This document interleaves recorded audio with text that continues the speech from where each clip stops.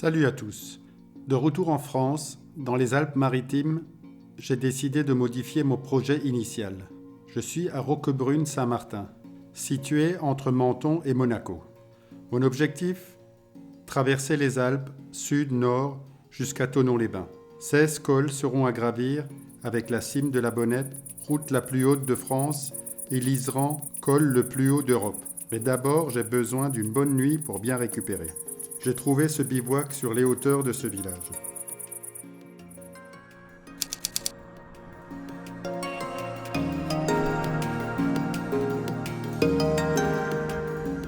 Les prévisions météo pour ces prochains jours, grand beau temps, idéal pour faire du vélo en haute montagne. Le ton est donné, les premières pentes sont très raides, la route est asphaltée et peu fréquentée.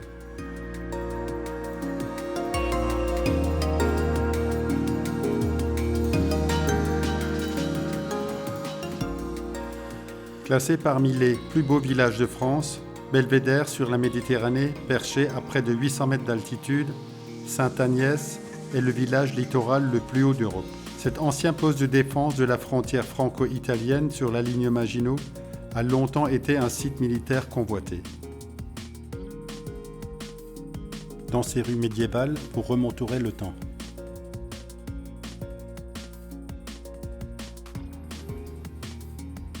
Le village offre aux visiteurs, avides d'authenticité, ses ruelles pavées de galets. Un panorama à couper le souffle sur la Grande Bleue et son climat ensoleillé de la Côte d'Azur.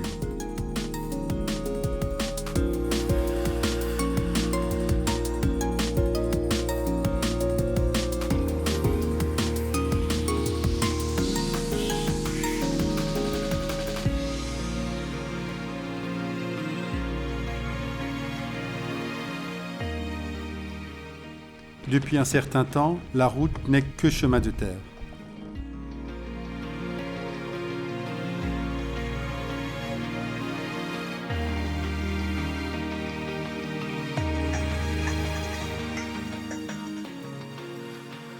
Je viens de franchir mon premier col, puis le col de Braux, col de haute montagne réputé pour ses virages serrés et sa vue panoramique.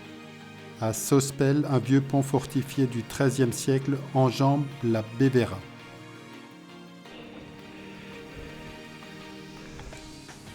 Le col du Tirigny relie la vallée de la Bévéra à celle de la Vésubie.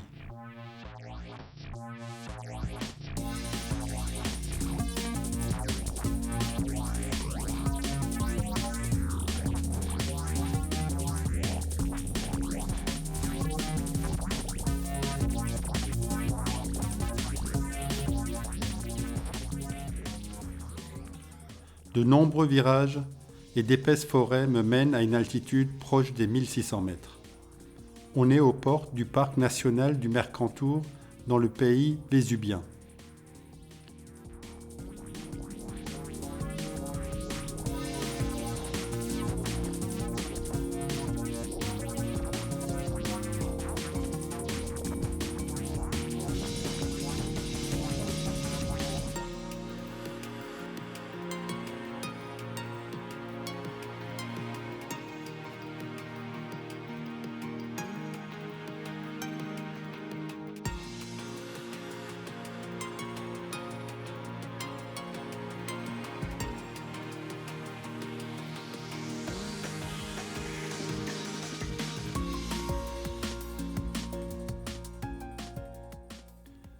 C'est à Roquebillière, village thermal, où je compte passer la nuit.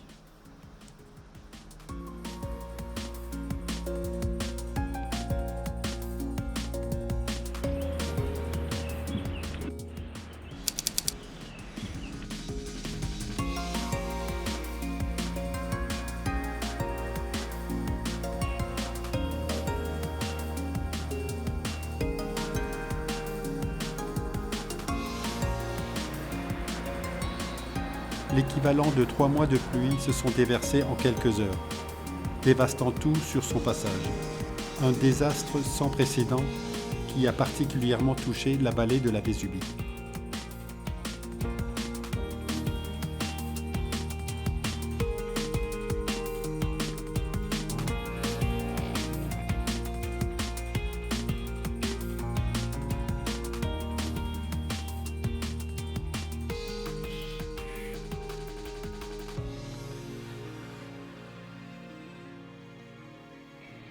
Aujourd'hui, couscous, merguez et chipou. Là, je me reste, là. Et un coca.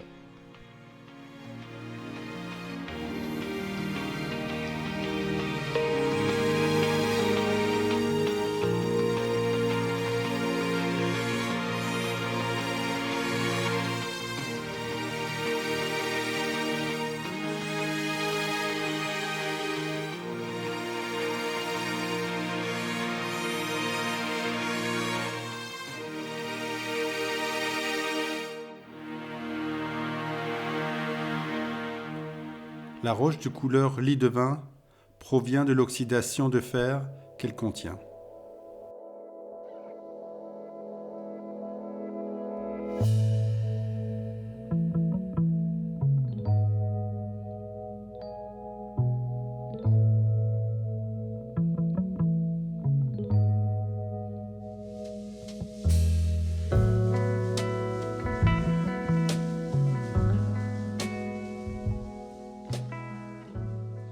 Voilà, c'est là que j'ai dormi, c'est le camping, le dernier camping avant la Bonnette. On est à Saint-Étienne-de-Tinée.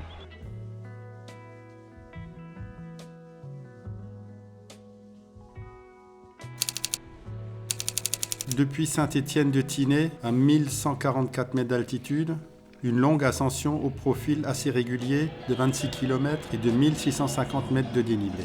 L'une des attractions de cette ascension, la cascade de Vence.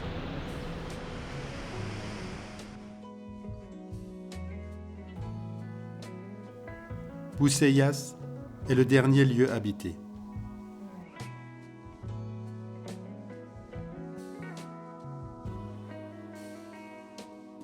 Après une douzaine de lacets qui m'a fait prendre de la hauteur, j'ai franchi les 2000 mètres d'altitude.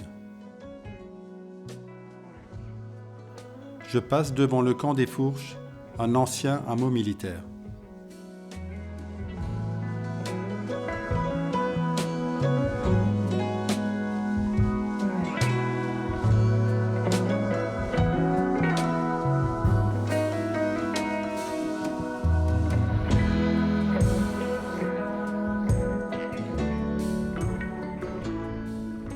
À partir de la stèle Jacquemot, l'ascension devient plus ardue. La cime de la Bonnette est en point de mire. Je rassemble toutes mes forces pour réaliser les derniers mètres à plus de 12%. Arrivé au sommet, culminant à 2802 mètres, la vue imprenable sur les montagnes environnantes était à couper le souffle. J'avais l'impression d'être au sommet du monde. J'ai marqué une pause pour reprendre mon souffle, manger et me réhydrater avant de continuer.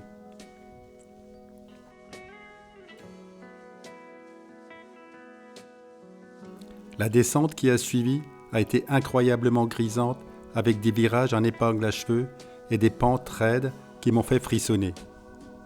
J'ai eu une sensation de liberté absolue en suivant le cours de la route, me laissant glisser sur la pente en toute sécurité sur mon vélo.